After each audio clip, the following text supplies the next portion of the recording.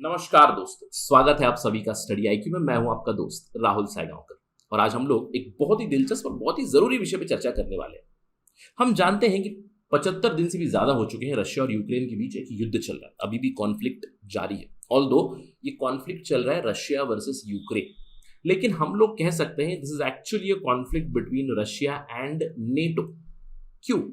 क्योंकि नेटो की एक्सपेंशन की वजह से ही ये कॉन्फ्लिक्ट शुरू हुआ है और कहीं ना कहीं नेटो देश यूक्रेन का समर्थन कर रहे हैं, आर्म्स एंड एमिनिशंस उन्हें भेज चुके हैं, फाइनेंशियल सपोर्ट उन्हें दे रहे हैं कंटिन्यूसली, जिससे कॉन्फ्लिक्ट और भी प्रोलॉन्ग हो चुका है। तो आज हमारी चर्चा होने वाली है नेटो के बारे में ही।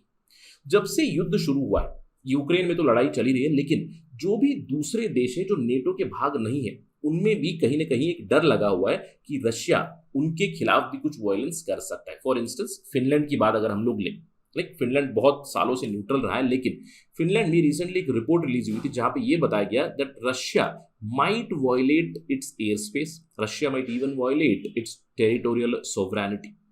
तो कुछ देश हैं, स्पेशली स्कैंडिनेवियन देश जैसे कि फिनलैंड, स्वीडन, इन्हें डर लगा हुआ है कि रशिया की वायलेंस, रशिया की जो एक्सपेंशन हो रही है वो इनके देशों की को भी परेशान कर सकती है। तो इसीलिए they are mulling over joining NATO. In fact खबरें ये भी आ रही है, रिपोर्ट्स ये भी आ चुकी है कि Finland and Sweden might formally apply for NATO membership. अब एप्लीकेशन जाएगी, उसके बाद तो हम लोग प्रोसेस देखेंगे नेटो का क्या होगा, नेटो एक्सपेंशन होगा या नहीं। लेकिन ये प्रोसेस शुरू होने से पहले ही टर्की के लीडर रासिप तैयब अर्दोगान ने एक स्टेटमेंट दिया है कि he opposes Finland and Sweden joining NATO. तो आज हम लोग इसी के ऊपर चर्चा करेंगे कि रासिप तैयब अर्दोगान क्यों इसके खिलाफ है। अगर फिनलैंड और स्वीडन ज्वाइन करना चाहते हैं नेटो, तो इसका प्रोसेस क्या है। हम लोग सबसे पहले जानेंगे नेटो की एक्सपेंशन का प्रोसेस क्या है।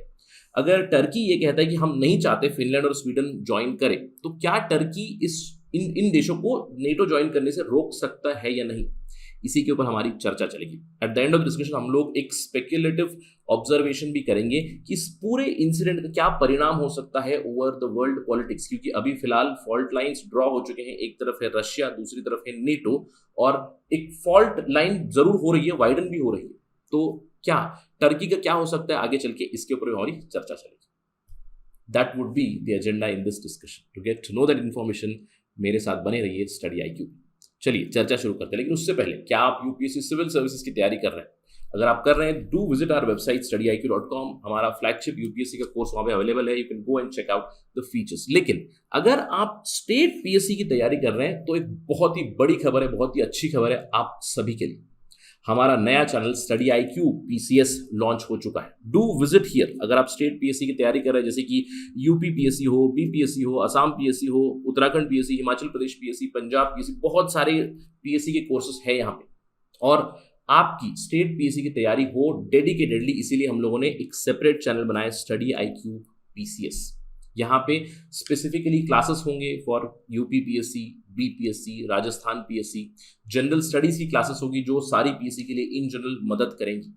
तो अगर आप तैयारी कर रहे हैं स्टेट पीसीएस की, देन डू विजिट हियर, और हमारे चैनल पे यहाँ पे सब्सक्राइब कीजिएगा, लाइक कीजिएगा, और ज़्यादा से ज़्यादा लोगों को इसको शेयर कीजिएगा। आप जानते हैं कि स्टडी आईक्यू का उद्देश्य क्या है। हम चाहते हैं कि हम ज़्यादा से ज़्यादा लोगों तक पहुँचे, क्वालिटी एजुकेशन और अफोर्डेबल एजुकेशन आप तक लेकर जाए, और इसी इंटेंशन से हम लोगों ने स्पेसिफिकली पीसीएस के लिए एक चैनल ओपन किया है। यहाँ पे जाइएगा, बहुत सारे वीडियोस ऑलरेडी यहाँ पे होस्ट हो चुके हैं। जो भी हमारे मेन स्टडी आईक्यू चैनल पे हुआ करते थे फॉर पीसीएस, वो भी वहाँ पे शिफ्ट कर दिए गए हैं। You can refer those videos. और देखिए, ये एक नया इनिशिएटिव है।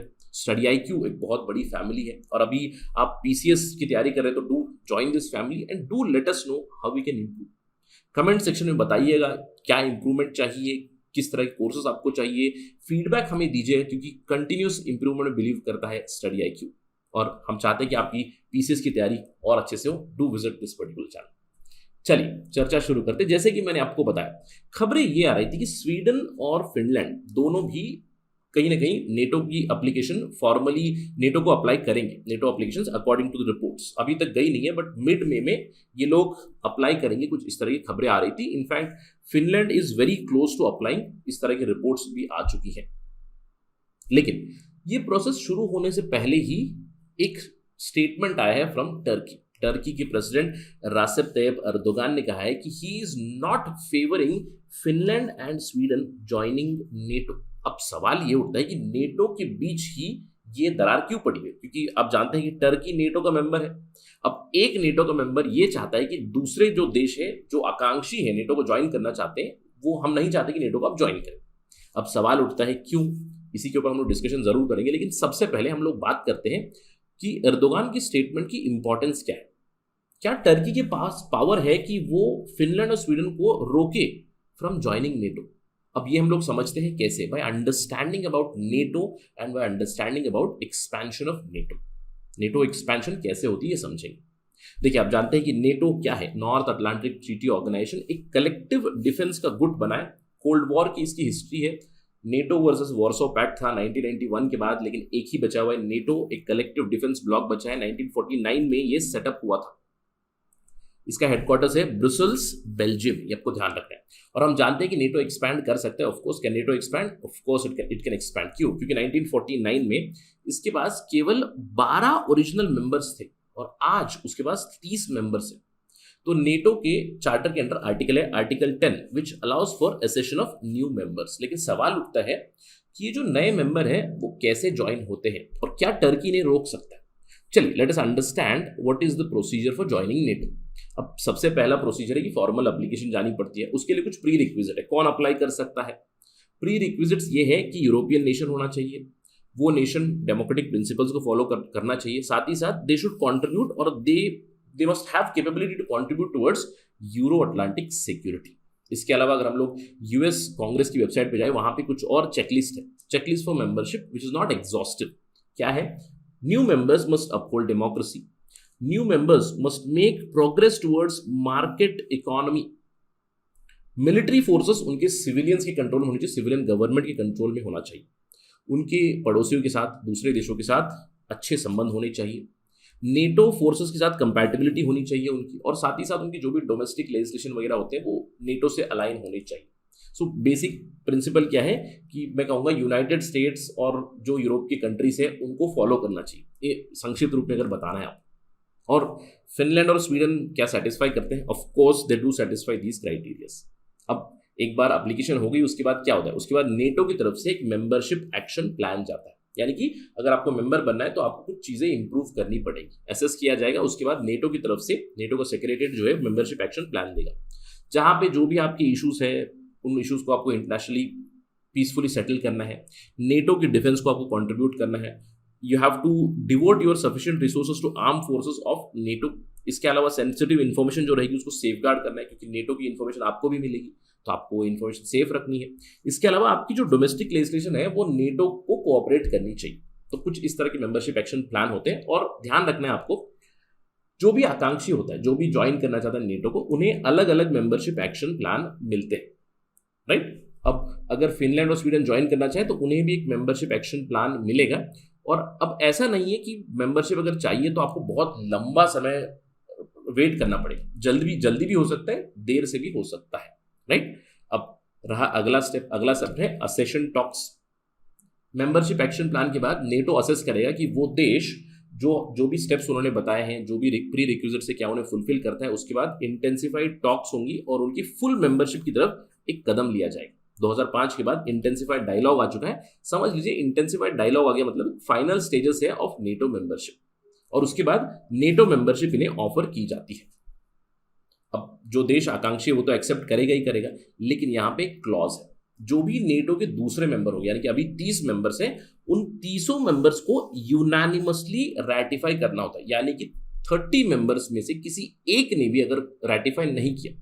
अब रैटिफाई करना मतलब जिस किसी देश में उनकी रैटिफिकेशन की प्रोसेस होती है। अब जनरल प्रोसेस क्या होती है कि समझ लीजिए अब टर्की है, फिनलैंड और स्वीडन ज्वाइन करना चाहते हैं, तो टर्की अपनी लेजिस्लेचर में इसको रैटिफाई करना होता है कि we are allow the other 2 countries to come into NATO. इसका मतलब क्या हुआ? This step 4 it basically provides a veto, एक वीटो मिलता है सारे नेटो मेंबर्स को। अब फाइनली जब ये हो गया तो प्रोसेस वुड बी कंप्लीट, और इंस्ट्रूमेंट ऑफ एसेशन आपको ध्यान रखना है, इंस्ट्रूमेंट ऑफ एसेशन सबमिट करना होता है to United States of America. Quite strange, I am repeating this, that the membership of NATO होने के बाद instrument of accession that we have join NATO, ये आपको यूएसए को सबमिट करना होता है, उसके बाद मेंबरशिप कंफर्म हो जाती है। जैसे कि मैंने आपको बताया, कभी कभार बहुत ज्यादा समय लगता है, कभी कम समय लगता है। अब खबरें ये आ रही है कि फिनलैंड और स्वीडन को ये पूरा जो प्रोसेस है वो फास्ट ट्रैक कर सकते हैं, लेकिन फिर भी रैटिफिकेशन तो सभी की जरूरत पड़ेगी, इसमें समय लगेगा। अब यहाँ पे आता है रोल टर्की का। So Turkey basically has a veto and Turkish president Recep Tayyip Erdogan has said that we are going to veto this. उन्होंने ये कह दिया कि हम वीटो करेंगे, हम नहीं चाहते कि ये दोनों मेंबर नेटो के अंदर आए, फिनलैंड भी और स्वीडन भी। अब सवाल ये उठता है कि इन्होंने क्यों कहा?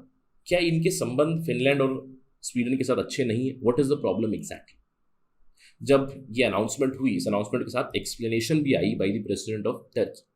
टर्किश प्रेसिडेंट एक्सप्लेन कि स्कैंडिनेवियन कंट्रीज जैसे कि फिनलैंड, स्वीडन और दूसरे स्कैंडिनेवियन कंट्रीज जो है उन्होंने कंटिन्यूअसली कर्डिश मिलिटेंट्स को सपोर्ट किया है।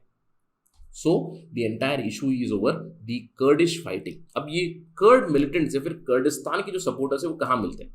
कर्डिश डिसेंट के लोग आपको यहाँ पे मिलेंगे in Iraq, Iran, Turkey and Syria. ये जो यहाँ पे येलो हाईलाइटेड चीज है जहाँ पे आपको पॉपुलेशन की साथ दी हुई है, सबसे ज्यादा कर्डिश डिसेंट की पॉपुलेशन है इन टर्की, 18 मिलियन के आसपास, और ये स्प्रेड हुई है ईरान में भी, इराक में भी, सीरिया में भी। ये लोग अभी भी कंटिन्यूसली लड़ रहे हैं।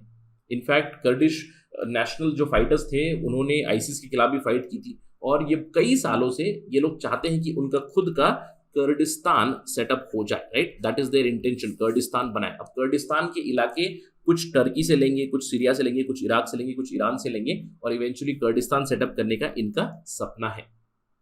और इन कर्डिश मिलिटेंट्स को, इन कर्डिश फाइटर्स को, according to Recep Tayyip Erdogan, they have got the support of Sweden, Finland, other Scandinavian countries, जिसकी वजह से हम समर्थन नहीं करेंगे, ये बताया। इनफैक्ट इसी बीच एक्सप्लेनेशन एक और भी आया था। इन्होंने ये कहा कि हमारी पुरानी मिस्टेक्स भी हो चुकी।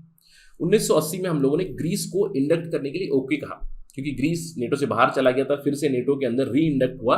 उस समय पे टर्की ने ओके कहा था, और आज हम लोग जानते हैं कि ग्रीस और टर्की के विवाद चल रहे हैं, ग्रीस और साइप्रस के भी विवाद चल रहे हैं, टेरिटोरियल डिस्प्यूट चल रहे हैं। तो इन्होंने कहा कि जो हम लोगों ने मिस्टेक की थी ग्रीस के साथ, वो हम स्वीडन और फिनलैंड के साथ नहीं करेंगे। यानी कि कर्डिश नेशनलिज्म के चलते, कर्डिस्तान की इशू के चलते, कर्डिश फाइटर्स के चलते यहाँ पे टर्की ने कहा है कि we are going to veto the entry of Finland and Sweden.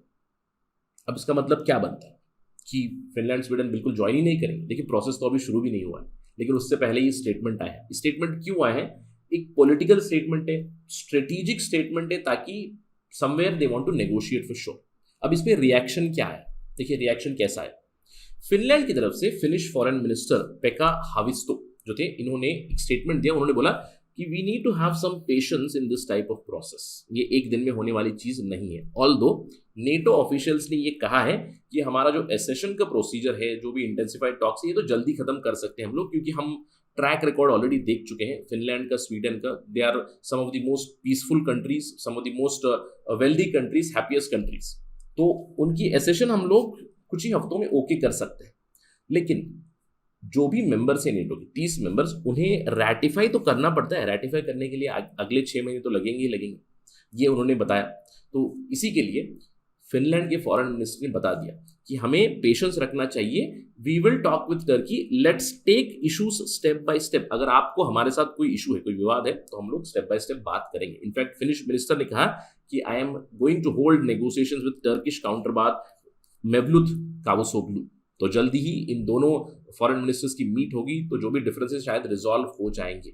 लेकिन इस चीज से हम लोग एक अनुमान लगा सकते हैं टर्की के इंटेंशंस क्या है। Probably to negotiate, probably to break the support of the Scandinavian countries to Kurdish militants. लेकिन इस चीज के और भी इंपैक्ट हो सकते हैं। जैसे कि मैंने आपको बताया, the fault lines have been drawn. On one side there is Russia, on other side there is NATO, और यहाँ पे बीच में कहीं ना कहीं टर्की है। ऑल्दो टर्की नेटो का भाग है, लेकिन हम लोग 2015 से देखें तो टर्की का अप्रोच काफी एडमेंट अप्रोच है। टर्की और यूरोपियन यूनियन के ऑलरेडी प्रॉब्लम्स हो चुके हैं 2015 में, माइग्रेशन को लेकर, रेफ्यूजी क्राइसिस को लेकर। पहले उन्होंने कहा रेफ्यूजीज को एक्सेप्ट करेंगे, फिर उन्होंने कहा कि नहीं एक्सेप्ट करेंगे। उसके बाद जर्मनी ने बहुत सारा पैसा भी दिया था टर्की को टू एक्सेप्ट द रेफ्यूजीज। इसके बाद पिछले कुछ सालों से टर्की में we do not find democratic principles पर से। इनके जो नेगोशिएशन बाय पीस जो होता है, settlement of boundaries, settlement of issues by peace, ये नहीं हो रहा है। ग्रीस के साथ प्रॉब्लम चल रहे हैं, साइप्रस के साथ प्रॉब्लम चल रहे हैं। तो जो भी नेटो के प्रिंसिपल्स है उसके खिलाफ स्टेप्स ले चुके हैं इन टर्की। इसके अलावा हम लोग जानते हैं पिछले साल हेजिया सोफिया का विवाद, हेजिया सोफिया को एक मस्जिद बना दिया था। यानी कि कहीं ना कहीं टर्की में एक रिलीजियस फंडामेंटलिज्म ग्रो जरूर हो चुका है। Turkey probably wants to become the leader of Islamic world. तो यहाँ पे टर्की की खुद की पॉलिसी शिफ्ट हो चुकी है। इसका मतलब क्या है, टर्की और नेटो, टर्की और यूरोपियन यूनियन के बीच भी एक दरार है। क्या इस पर्टिकुलर स्टेटमेंट के बाद दरार और बढ़ेगी? अगर दरार बढ़ेगी तो एक खतरा भी रहेगा, Turkey jumping in the wagon of Russia. Is it a possibility? तो आने वाला समय ही बताएगा। लेकिन अभी फिलहाल टर्की का जो स्टेटमेंट है उसके बाद फिनलैंड से एक रिएक्शन जरूर आया that they want to discuss and resolve the issues. तो हमारी नजर इस पे कंटिन्यूसली रहेगी। क्या फिनलैंड और स्वीडन ज्वाइन करेंगे नेटो, इसके ऊपर नजर रहेगी। क्या टर्की इनको रोकेंगे? अगर टर्की इन्हें रोकेंगे, क्या इनके ऊपर कोई एक्शन लेगा? The European union will have a keen eye on all these things. Whenever there is an update on this, we'll talk about that as soon as possible on Study IQ. But that is it right now in this particular discussion. अगर आपको ये discussion पसंद आए, you can always follow me on my social media handle @RahulSai222. मेरा Facebook, Instagram और Telegram channel का ID same है। अगर आपको कोई डाउट है, कोई सवाल है, if you want to connect with me, आप इंस्टाग्राम पे डायरेक्टली मुझे मैसेज कर सकते हैं। I do reply on Saturdays and Sundays. Thank you for watching this. जय हिंद।